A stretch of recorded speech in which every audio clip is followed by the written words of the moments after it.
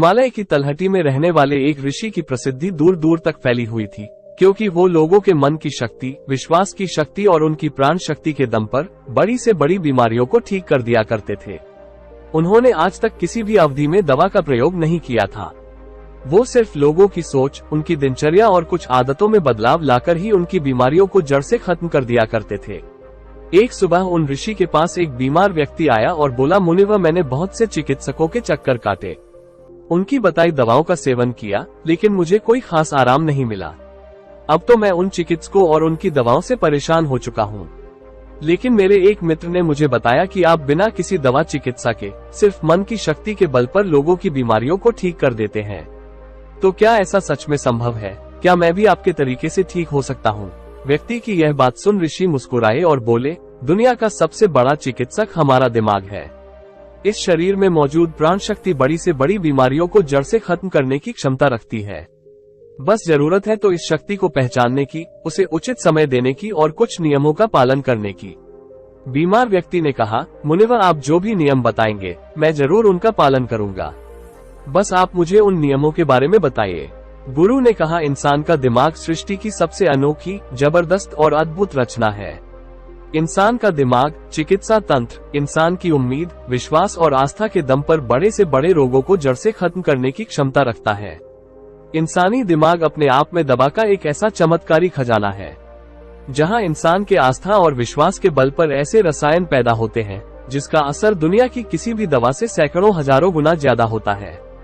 हम सभी में खुद को अनेकों रोगों से मुक्त करने का एक ऐसा जन्मजात चमत्कारिक तंत्र मौजूद है, जिसे कोई भी इंसान अपने भावनाओं में बदलाव लाकर सक्रिय कर सकता है।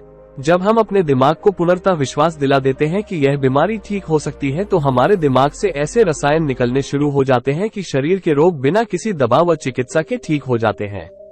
मन की शक्ति के माध्यम से शरीर की प्राण शक्ति का उपयोग करके अपनी किसी भी बीमारी को ठीक करने के लिए तुम्हें इन 10 नियमों का पालन करना पड़ेगा।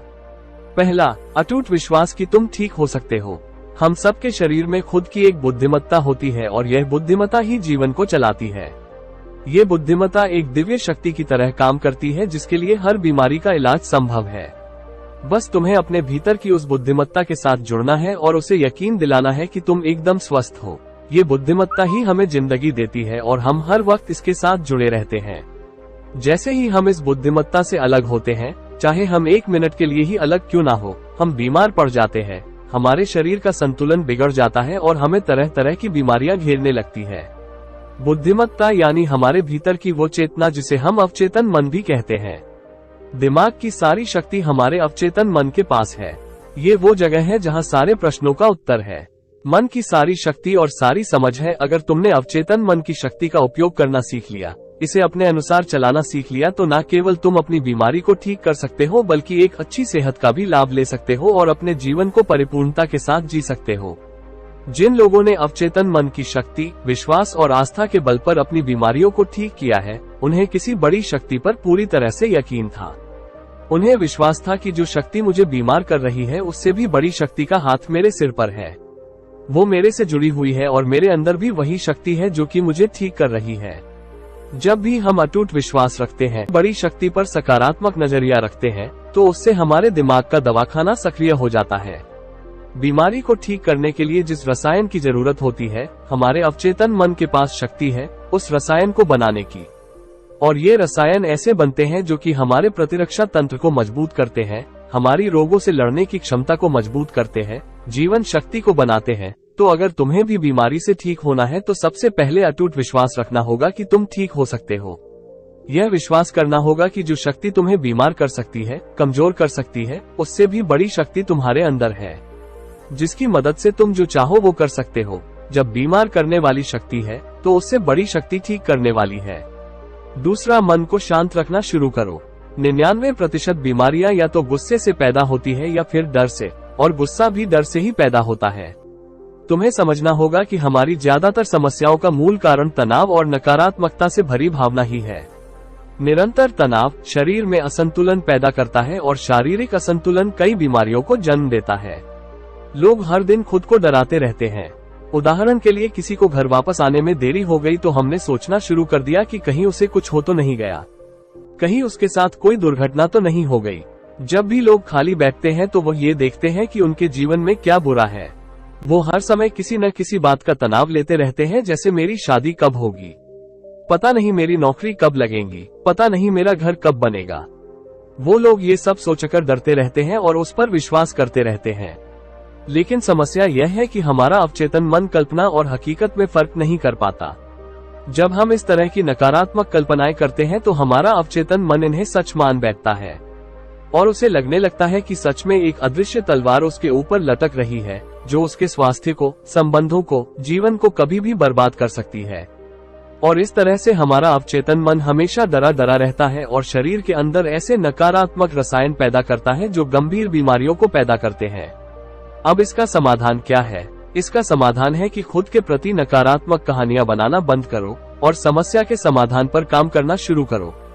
इसके अलावा एक बहुत ही प्रभावी तरीका है मन को शांत करने का, मन से सारी गंदगी बाहर निकालने का। इसे करने के लिए मन में जो भी नकारात्मक विचार, गुस्सा, डर, जलन, अतीत की बुरी घटनाएं जो तुम्हें परेशान करती है, ऐसे सभी विचारों को एक कागज पर लिख लो। लिखने के बाद ना तो उसे खुद पढ़ो और ना ही किसी से पढ़ाओ, बस उस कागज को आग में जला दो। इससे हमारे दिमाग को ये संदेश पहुंचता है कि मेरे अंदर से नकारात्मक विचार कागज पर निकले और अब वो जलकर खत्म हो गए। इससे तुम्हारा मन एक अविश्वसनीय शांति और खुशी महसूस करेगा और एक खुशनुमा, शांत मन वाले शरीर में कोई बीमारी रह ही नहीं सकती। ऋषि ने कहा, तीसरी बात, लोगों को माफ करना सीखो। अगर तुम्हें ठीक होना है तो सबसे पहले ये ढूंढो कि तुम्हें किस किस को माफ करना है। हम तब तक खुद को आजाद नहीं कर सकते जब तक हम अपने दिमाग से दूसरों को आजाद नहीं करते।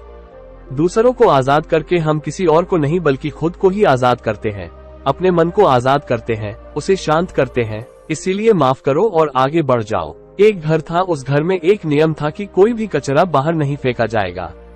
फिर हुआ ये कि धीरे धीरे कचरों का अंबार लगने लगा, घर से बदबू आने लगी, वहाँ कीड़े मकोड़े पैदा होने लगे और लोग धीरे धीरे वहाँ बीमार पड़ने लगे। ये सिर्फ उस घर की कहानी नहीं है, ये हमारे दिमाग और शरीर की भी कहानी है। हमारे दिमाग की एक आदत है कि यह हमारे साथ घटी सारी नकारात्मक घटनाओं को अपने अंदर संजोकर रखता है।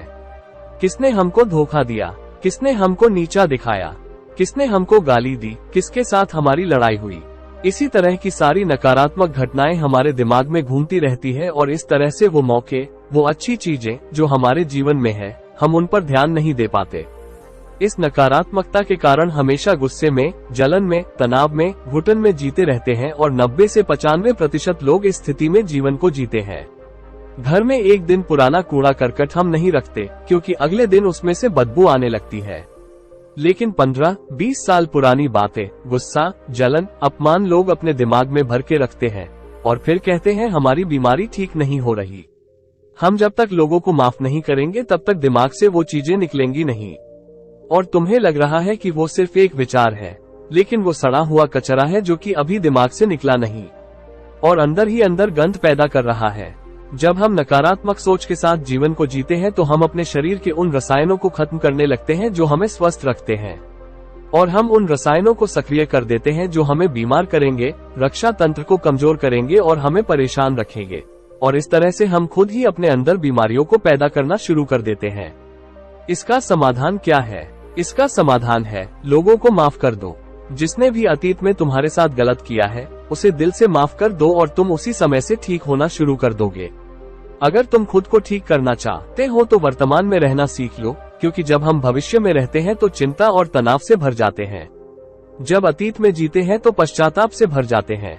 जीवन की जो सुंदरता है वो वर्तमान के पलों को जीने में है। जो भी लोग अपने दिमाग में कुछ गलत चीजें लेकर बैठे हुए हैं वो वर्तमान में नहीं जी रहे हैं।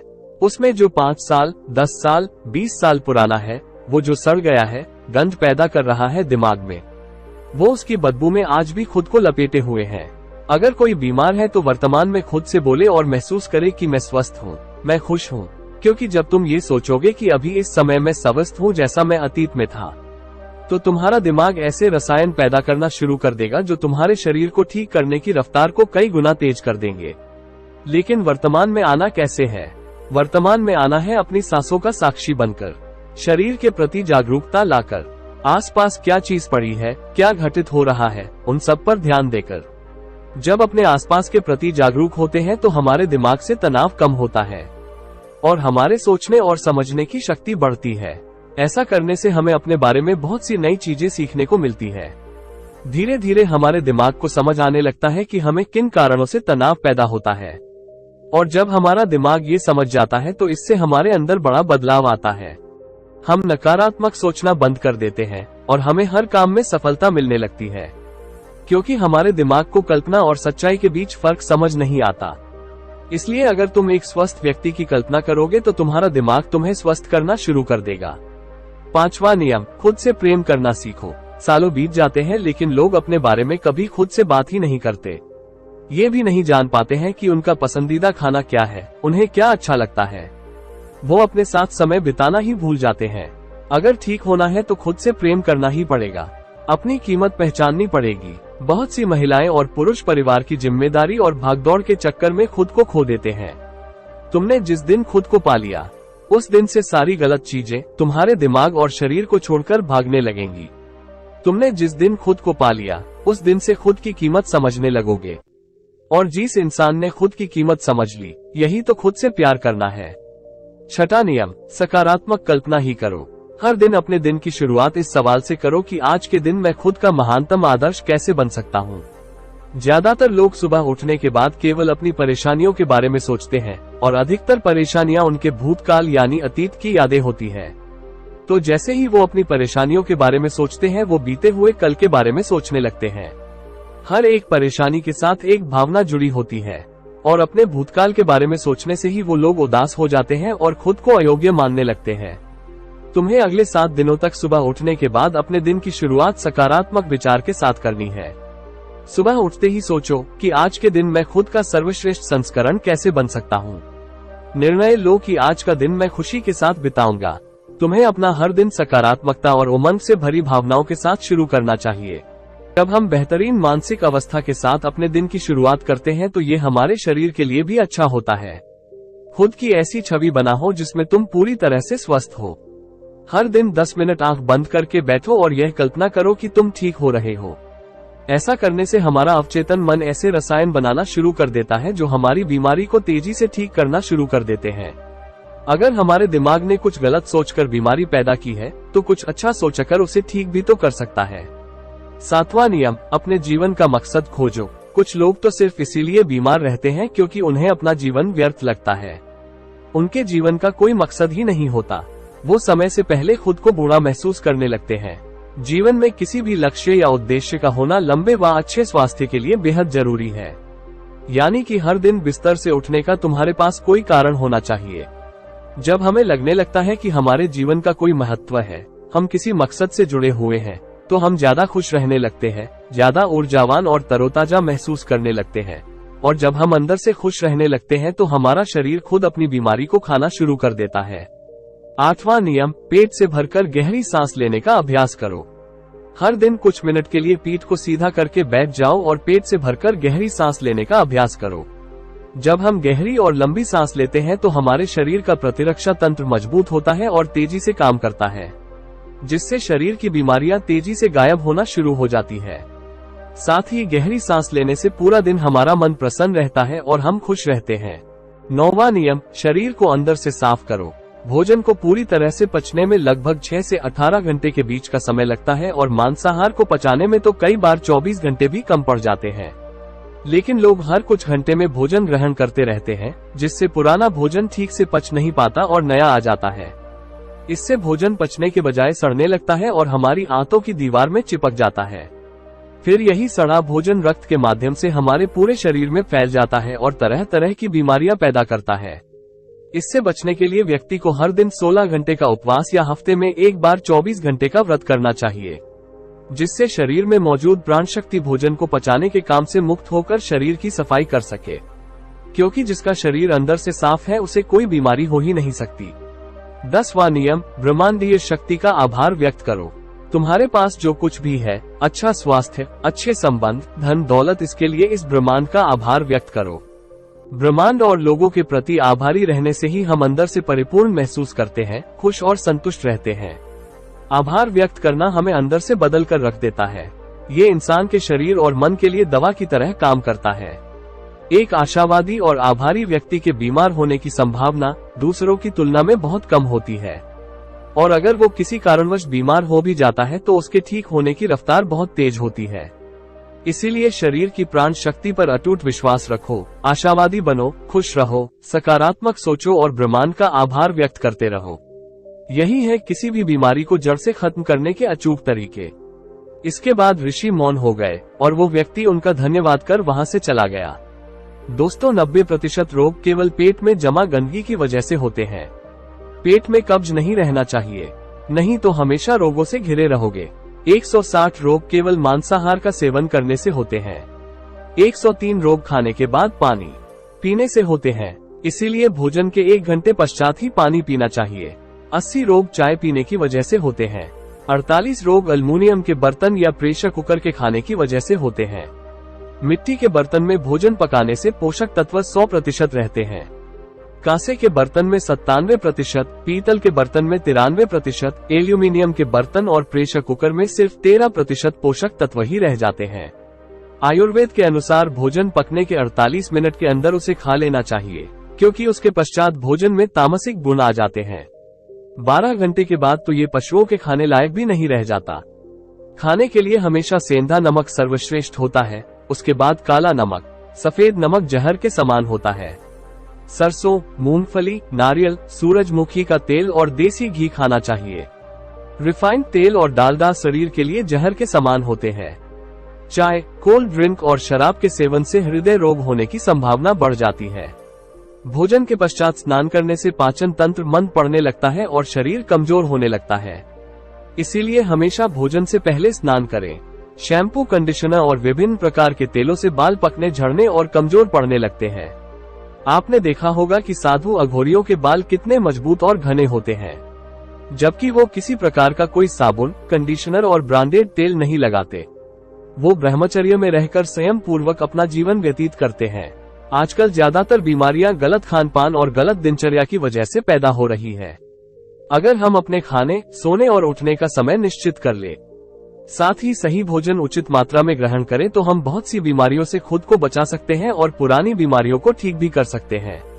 दोस्तों, मुझे उम्मीद है कि आपको इस वीडियो से काफी कुछ सीखने को मिला होगा। यदि हाँ तो चैनल को सब्सक्राइब करना न भूलें। धन्यवाद।